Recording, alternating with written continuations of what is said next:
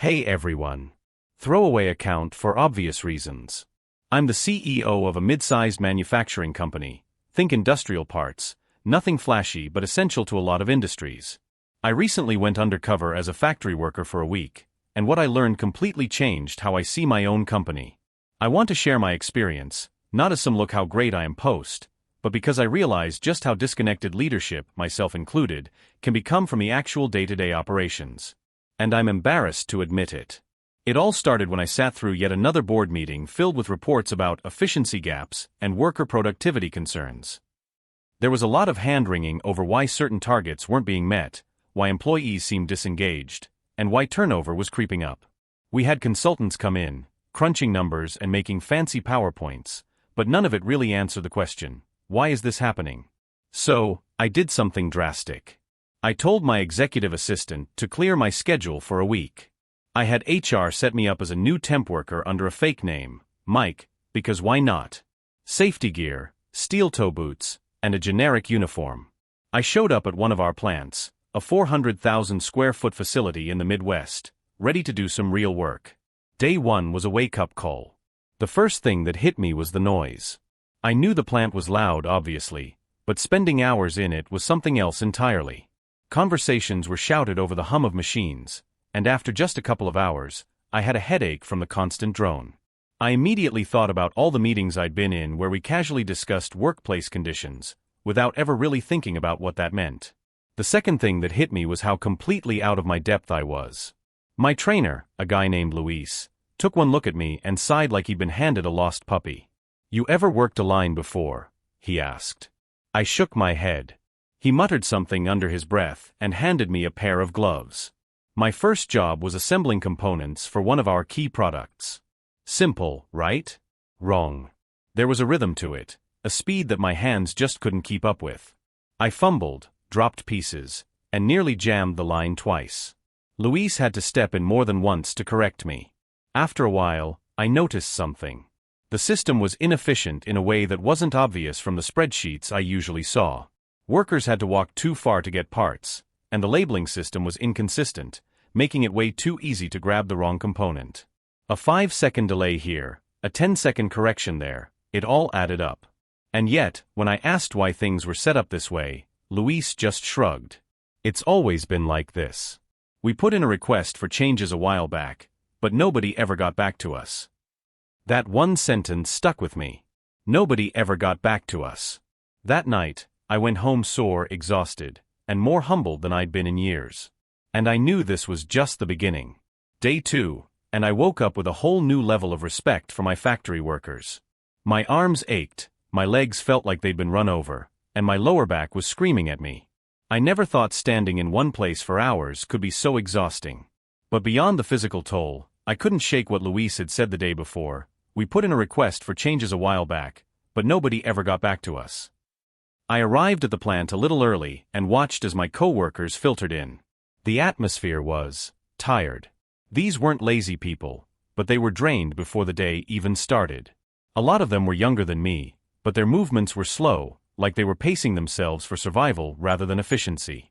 Our shift started, and I found myself on a different task, packing finished components into crates for shipment. Seemed straightforward. But then I realized that the boxes were stacked too far from the workstation, meaning workers had to take extra steps for every pack. Multiply that by hundreds of units per shift, and it was clear we were wasting hours just walking back and forth. I casually asked my new coworker, a woman named Denise, if this had always been the setup. She rolled her eyes. "We used to have a rolling cart here, but it broke a few months ago. Management said they'd replace it, but, you know." I did know. Another nobody ever got back to us moment. By lunchtime, I had seen at least 5 small process inefficiencies that were making the job harder than it needed to be. And every time I asked about them, I got the same answer: "We told management," but nothing changed. Now, here's the part that really got me: the employees weren't angry about it anymore. They had just accepted it. That was the real problem. It wasn't just inefficiencies, it was the complete lack of faith that anyone at the top actually cared. That afternoon, I got my first real taste of how that disconnect played out. Our line was running smoothly until one of the machines jammed. It was a minor issue, something that should have been fixed quickly, But the maintenance guy, Carl, didn't show up right away. After about 10 minutes, Luis sighed, wiped his hands, and went to fix it himself. "Isn't this maintenance's job?" I asked. Luis snorted. "Yeah, in theory." But Carl stretched thin. "We used to have 3 maintenance guys. Now it's just him. Corporate cut the budget."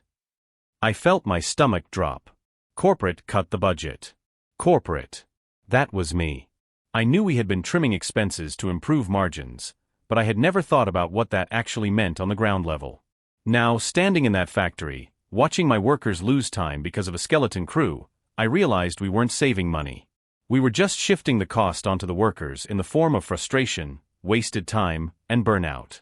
That night, I couldn't sleep. I lay awake thinking about how many other decisions I had signed off on, completely blind to their real-world consequences. By day 3, I had fully settled into my role as Mike, the new temp worker. My muscles were still sore, but I was getting used to the rhythm of the job. What I wasn't getting used to was the frustration I saw all around me. That morning, I got assigned to the receiving dock, unloading shipments of raw materials. This was one of the areas I had been particularly curious about because, in board meetings, our logistics team kept flagging delays in inventory processing as an issue.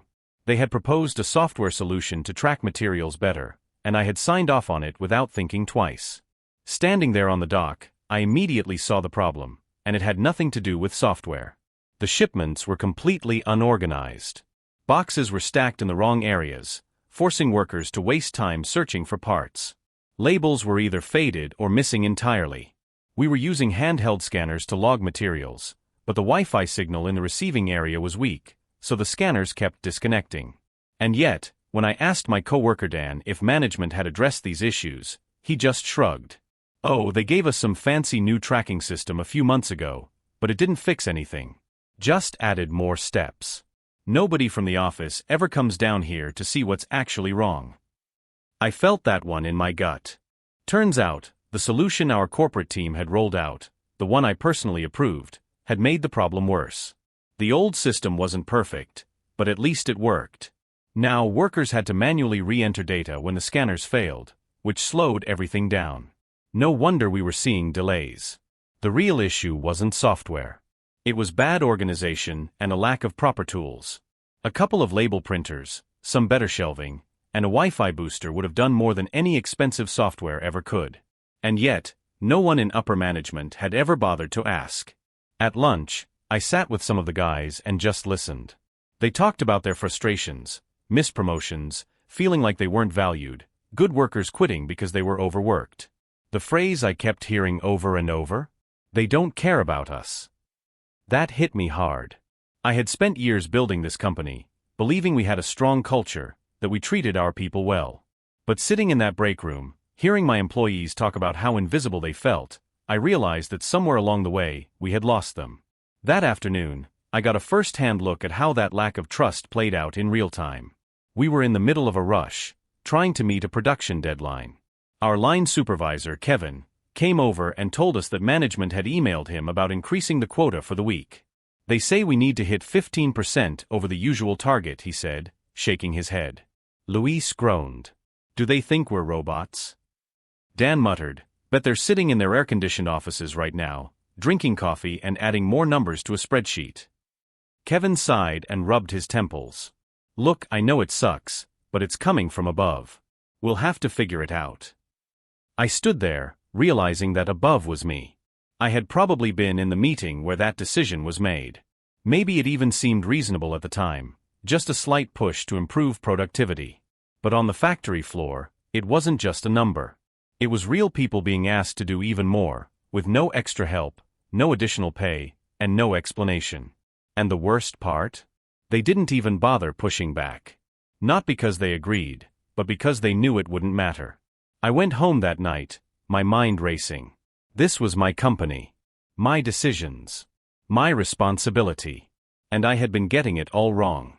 By day 4, I wasn't just observing anymore. I was feeling the frustration my employees lived with every single day. The disorganization, the impossible quotas, the broken trust. And the worst part? I could see exactly how it was killing productivity. That morning, I was back on the assembly line with Luis. I had finally gotten the hang of my task. Not fast, but at least I wasn't slowing things down. We were making good time when suddenly, a crucial part ran out. Luis groaned. "Here we go again." I turned, expecting a supervisor to bring over more inventory. But no one came. Instead, Luis sighed, wiped his hands on his pants, and walked off toward the back of the plant. "What's going on?" I asked another worker. He barely looked up. "We run out of stuff all the time. If you want parts, you go get 'em yourself." I followed Luis and quickly saw the problem. The supply room was a disaster. Bins were mislabeled. Some shelves were half empty, others were overflowing with the wrong parts. The workers were supposed to be focused on production, but instead, they were spending 10 to 15 minutes per hour searching for materials. That's a full hour wasted per shift, multiplied across the entire workforce. That was thousands of hours lost every month. And it wasn't just inventory. Machines were breaking down constantly, but maintenance was overwhelmed. The company had technically approved overtime, but the approval process was so bureaucratic that workers just stopped asking for it. Instead, they did what they could with what they had, or quit. I couldn't believe it. We had spent months trying to solve efficiency issues with more quotas, more tracking, more oversight. But the real solution? Get the workers what they need, and get out of their way. Later that afternoon, I got a first-hand look at just how deep the damage to morale had gone. A new temp worker, Jason, was struggling to keep up. He reminded me of myself on my first day, dropping parts, moving too slow. But unlike Luis, who had been patient with me, the other workers didn't help Jason. They barely even looked at him.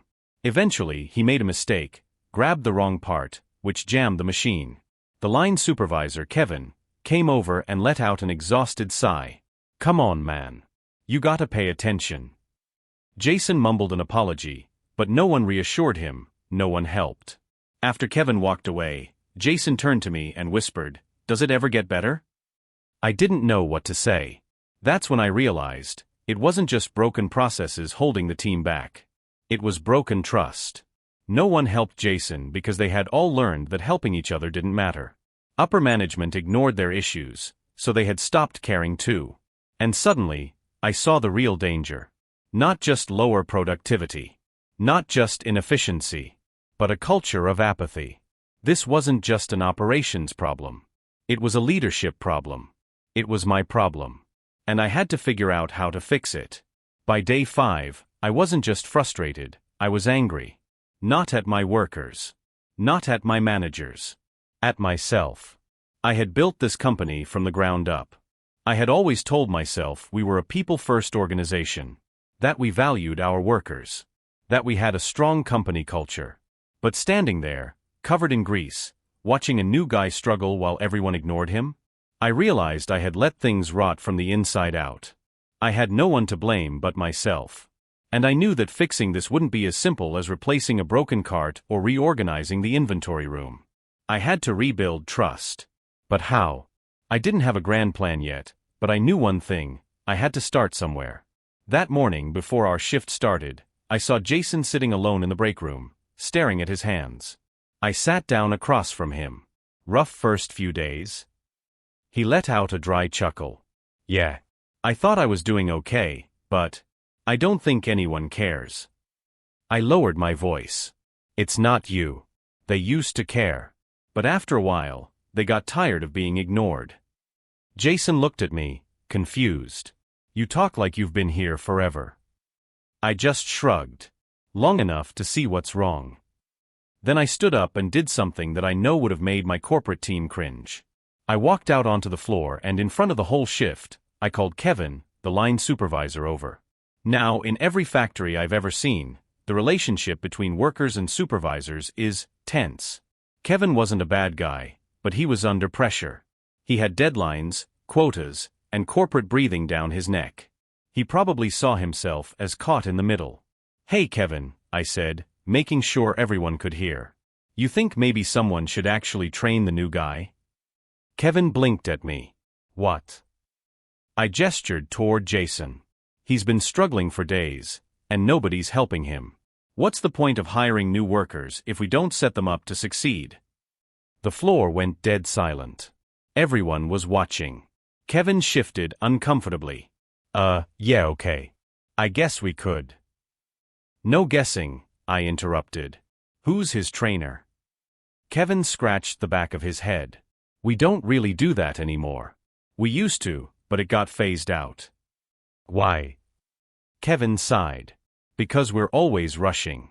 Management keeps pushing quotas, so we don't have time to slow down and train people properly. Now, that was an answer I recognized. Because it wasn't Kevin's fault. It was my fault. I nodded. Well, let's change that. Then I turned to Luis. Can you train Jason for the next couple of shifts? Luis looked surprised but nodded. Yeah, of course. I patted Jason on the shoulder. See? You'll get the hang of it. And just like that, something shifted. It wasn't a big thing. It didn't solve every problem. But for the first time since I got here, I saw the workers look at me differently. Like maybe, just maybe, someone was actually listening. And that was only the beginning. Day 6. My second to last day undercover. I woke up sore as usual, but this time, I wasn't just thinking about how hard the job was. I was thinking about how much easier it could be, if only we stopped getting in our own way. After the conversation with Kevin the day before, I noticed something different in the way the team interacted with me. It wasn't like they suddenly trusted me, far from it. But there was curiosity now. Maybe because for the first time they had seen someone, even just another temp worker, push back against the system. And as the shift started, I knew I had one more thing I needed to do before my time was up. That morning, the plant manager, Greg, came down to the floor. Now, Greg was management. He wasn't a bad guy, but he had a reputation for only showing up when something went wrong. He strolled in with his clipboard, looking around like he was inspecting a crime scene. Luis muttered, "Look busy." Sure enough, Greg started rattling off complaints. Why is this station behind? This inventory isn't logged yet, why not? We need to pick up the pace, guys. Then, like he had done this 100 times before, he walked right past the supply room. He didn't even look at the mess inside. Didn't notice the outdated equipment. Didn't realize that half the reason the floor was running slow was because workers had to waste time hunting for parts. I felt my pulse rise. This guy was standing in the middle of the problem and he couldn't even see it. I had a choice to make. I could stay quiet. Keep my head down. Walk away and deal with it when I came back as the CEO. Or, I could say something right now. I took a deep breath. Hey, Greg. He turned, eyebrows raised. Yeah. I gestured toward the supply room. You see the mess in there? Greg blinked at me. What? The supply room, I repeated. It's a disaster. Half the time, we have to leave our stations just to find parts. That's why the line is behind. Greg frowned. Well, that's not really my area. The warehouse team handles inventory. I stared at him. But you're the plant manager. A few workers nearby stopped what they were doing. They were listening. Greg shifted uncomfortably. I mean, sure, but that's not something I control. I crossed my arms. Have you told corporate about it? Greg hesitated. I mean, I've mentioned some inefficiencies, but it's not always that simple. I let that sit for a second. Then I shook my head. Man, that's the problem. It is that simple. If we fix the supply room, we'd gain back hours of lost time. And instead of solving it, we're all just pretending it's not happening. Greg opened his mouth, closed it, looked around. The workers were still watching. And for the first time, Greg actually walked into the supply room. He stood there, looking at the mislabeled shelves, the outdated scanner, the missing carts. I didn't say anything. I let him see it for himself. Finally, he exhaled and muttered, "This is bad." Luis smirked. Yeah, no kidding. Greg ran a hand over his head. All right. I'll send a request up the chain. Maybe we can. No, maybe, I cut in. This needs to get fixed. Greg looked at me again, and for the first time, he actually looked like he was thinking. Like he wasn't just giving the corporate answer, he was getting it. Finally, he nodded. Okay. I'll escalate it. Then, without saying another word, he grabbed a clipboard and started taking notes. And just like that, I knew something had shifted. Maybe it wasn't much.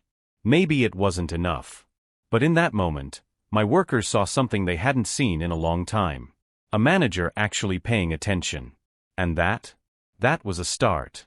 Day 7. My last day undercover. I woke up sore, exhausted, and carrying the weight of everything I had learned over the past week. I had seen firsthand how inefficient processes, ignored requests, and broken trust had turned a team of hard-working people into a workforce that had simply stopped believing management cared. I wasn't just frustrated, I was responsible. And today, they were going to find out who I really was. The shift went as usual. I worked alongside Luis, saw Jason finally getting into a rhythm after receiving some actual training, and watched Greg, our plant manager, cautiously follow up on some of the issues I had pointed out the day before. It was a small step, but it meant something. When the shift ended, Kevin, the supervisor, called everyone together for an announcement about a corporate visit. The groans were immediate. "Great, another suit coming to tell us we need to increase efficiency," someone muttered. I took a deep breath. "Actually, I'm already here." Silence. All eyes turned to me as I reached into my pocket and pulled out my company ID badge. My name isn't Mike. I'm actually the CEO.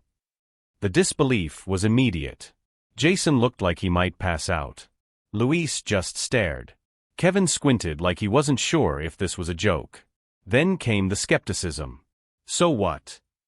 Luis finally said. "You spent a week here, saw how bad things were, and now you're just going to go back to your office and forget about us?" That hit hard. I shook my head. "No. I'm not going to forget. And I don't expect you to believe me just because I say that." I held up my notepad, filled with every issue I had seen firsthand. This is everything I've watched you deal with all week. And I'm taking it straight to corporate." I paused. "Actually, scratch that, I am corporate. And I'm fixing it." Still, there were skeptical looks.